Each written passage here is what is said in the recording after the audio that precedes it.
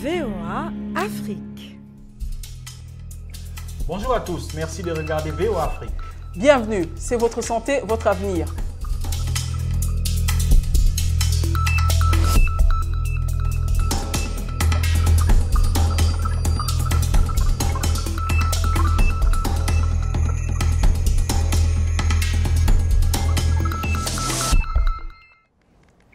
Votre santé, votre avenir, c'est votre rendez-vous hebdomadaire consacré à la santé et au bien-être. Cette semaine, nous nous intéressons aux camionneurs, une communauté à risque dans la transmission et la propagation du VIH-Sida. D'où la nécessité de les inciter à adopter un comportement plus responsable et donc moins dangereux. Ils sillonnent un peu partout la République démocratique du Congo et vont même parfois en dehors du pays et sont promptes à camper ou à passer la nuit là où le chemin les mène. Cette catégorie de travailleurs mobiles fait partie des groupes professionnels les plus exposés au VIH-Sida dans la société. En effet, certains groupes dans la société, comme ceux des camionneurs, des pêcheurs, des travailleuses du sexe, des militaires et des policiers, sont classés parmi les groupes vulnérables. Et cette vulnérabilité tient du fait qu'ils se retrouvent très souvent dans une situation de célibat géographique du fait de leur mobilité. Pendant leur déplacement, certains ont l'occasion d'avoir de multiples partenaires sexuels, ce qui est en soi un comportement à risque et contribue à la transmission de la pandémie du VIH-Sida et d'autres infections sexuellement transmissibles comme la syphilis, la chlamydia ou la gonorrhée. L'Organisation mondiale de la santé estime à 16% la prévalence du VIH-Sida chez les chauffeurs de camions et les transporteurs de longue distance. Mumbere Moulala est chauffeur de camion. Il habite dans la province de Bukavu, dans la ville de Beni, en République démocratique du Congo. Il s'est confié à Votre santé, votre avenir et nous parle de sa vie depuis qu'il a contracté le virus. Je suis Mumbere Moulala. Je suis âgé de 30 ans, marié. Je suis chauffeur de l'axe routier Dounia, Beni et Goma. À un certain moment, je tombais malade, c'était à Goma, je me souviens. Et au lit de l'hôpital, il fallait quelqu'un qui va me garder. Et là, on a fait l'appel à ma femme. Elle est venue et j'avais un problème qu'il faut qu'on m'augmente un peu de sang. Et ma femme est venue après test, c'est-à-dire on a trouvé que j'ai été affecté. Et on a informé ma femme a paniqué. Elle est tombée par une crise. Et après les soins, on m'a aussi informé, j'ai paniqué bien sûr. Je n'ai pas pu supporter, c'était trop dur, surtout que vous savez, ici en RDC, c'est une maladie de honte. Mais subitement, j'ai compris que avec le temps, je dois me comprendre, je dois m'accepter tel que je suis. Et voilà, je suis en train de vivre et dans ma carrière, je suis très à l'aise et j'essaie un peu de répondre à quelques besoins de mes enfants. Pourquoi les camionneurs ont des multiples partenaires sexuels quand ils voyagent? L'état de la route de notre pays, surtout au Nord Kivu, l'insécurité. Les tronçons que vous pouvez faire une journée de 200 km, vous arrivez à faire 2 semaines. Les nuits de poules, l'insécurité, les cambriolages, les pillages, consorts, et vous êtes habitué à une femme, vous êtes marié. Vous devez faire combien? Une semaine en route seul? Non, vous devez chercher quelqu'un qui doit vous occuper. Voilà un peu de tentation. Effectivement, c'est le temps de la route de l'insécurité au Nord Kivu. Et comment les autorités sanitaires peuvent aider les personnes au même statut que vous à pouvoir lutter contre les VIH? Rendre d'abord la sensibilisation effective, sincère aussi bien sûr, mais aussi rapprocher aux concernés, mais aussi prendre en charge les malades, peut-être en termes de médicaments, en termes de conseils, mais aussi des aliments qui peuvent fortifier parce que nous sommes épuisés. Vous savez, cette maladie, ça casse trop les corps. Un groupe de travailleurs donc très vulnérable du fait de son mode de vie. Mais cette communauté n'est pas la seule concernée par le VIH-Sida. Après de longues heures, voire même des jours sur la route, où ils rencontrent parfois plusieurs partenaires sexuels, ils finissent souvent par rentrer chez eux, étant souvent mariés. Ils ne prennent pas toujours la peine de se faire dépister et finissent par propager la maladie au sein de leur foyer. Les conséquences de propagation du VIH-Sida n'est pas uniquement une affaire de famille, c'est une affaire de santé publique. Une famille affligée par la maladie ne peut pas autant contribuer au développement de sa communauté et de son pays qu'une famille saine. C'est l'une des raisons qui pousse le gouvernement à s'impliquer dans la lutte contre la propagation du VIH-Sida. Votre santé, votre avenir a contacté le Programme national de lutte contre le sida, le PNLS. Le docteur Kapen Liévin nous explique ce que fait le gouvernement congolais à travers ce programme.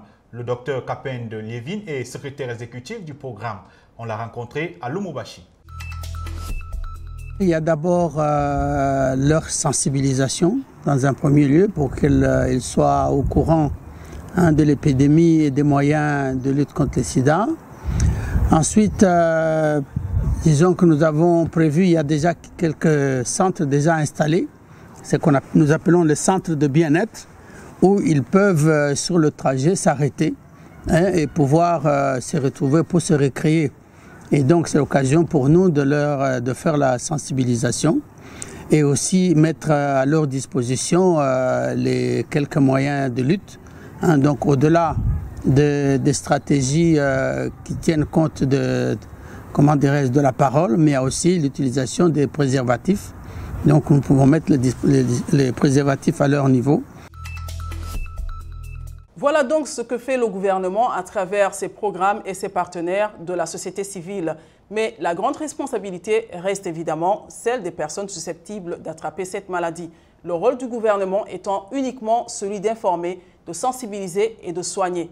Raison pour laquelle il vous faut vraiment adopter un comportement responsable qui consiste à porter un préservatif lors des rapports sexuels ou vous faire dépister régulièrement. Place maintenant à la question des téléspectateurs sur Facebook, une rubrique qui vous donne l'opportunité de poser des questions sur la santé et d'avoir une réponse d'un expert. Cette semaine, la question choisie est celle de Tierno Omar depuis Conakry. Tierno qui dit « Quand quelqu'un est victime d'AVC, j'aimerais savoir quels sont les premiers soins à prodiguer aux victimes avant l'arrivée des secours. » Et Dr Armand Guincap va répondre à sa question. La première chose est d'apprécier le niveau de conscience de cette personne.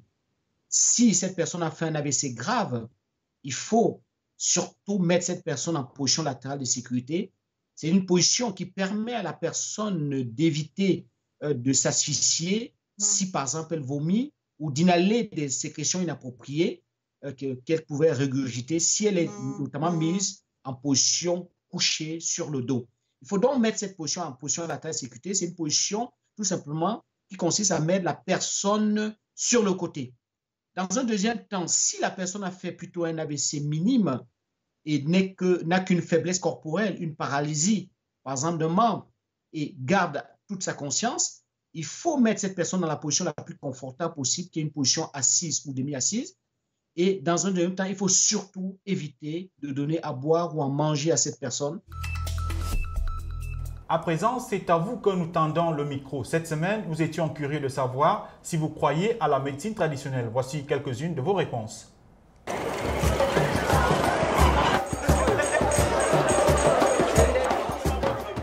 Parce que beaucoup de médecins traditionnels n'ont pas étudié. Ils n'ont pas l'expertise de leurs produits, leurs médicaments. Et puis, il y a beaucoup de médecins là qui tâtonnent un peu. Vous savez que la médecine traditionnelle, c'est la médecine dont nos aïeux ont utilisé.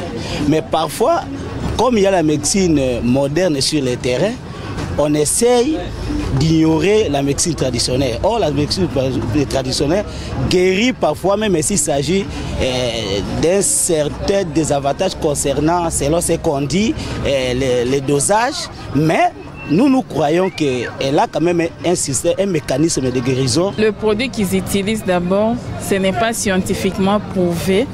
Il n'y a pas de test préalable qu'on fait pour prouver ces activités-là. Le mécanisme d'action, les essais cliniques n'ont pas été faits. Donc. Alors Mamadou, toi tu crois à la médecine traditionnelle?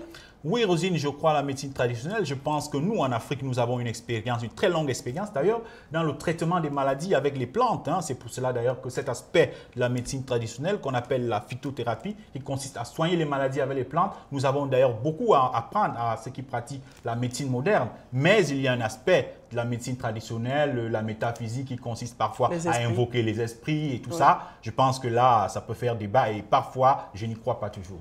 Bon, je crois aussi à la médecine traditionnelle et maintenant, ce qui est des esprits, là, c'est un autre débat comme tu l'as dit. Alors, c'est ici que prend fin cette édition de Votre Santé, Votre Avenir. Pour plus de précisions sur les questions VIH-Sida ou autres sujets santé, connectez-vous sur voafrique.com. Vous aussi, vous pouvez nous envoyer vos questions sur la page Facebook de VOA Afrique. Merci de votre fidélité. Au revoir.